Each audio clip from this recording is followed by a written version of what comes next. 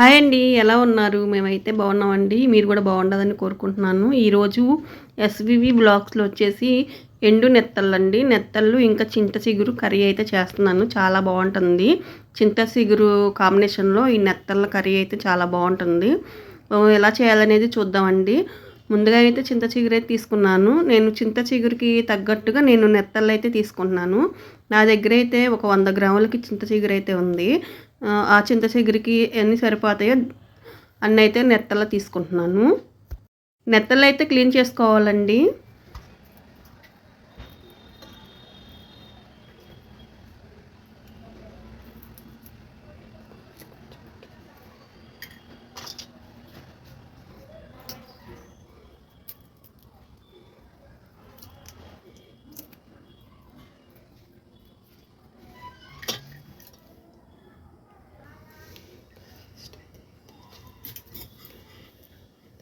నెత్తళ్ళు తలా తోక తీసేసి క్లీన్ చేసుకోవాలి.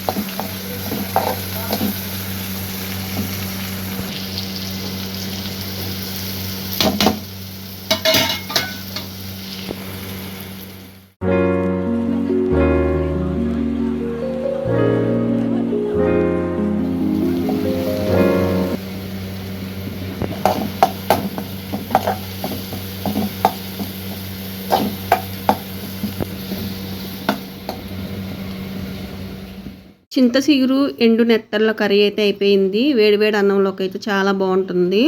ఈ చింత చిగురు కాంబినేషన్లో కానీ రొయ్యలు కానీ నెత్తళ్ళు కానీ చాలా బాగుంటుంది. నెత్తళ్ళు కూడా ఫ్రెష్గా ఉన్నాయండి, చాలా బాగున్నాయి.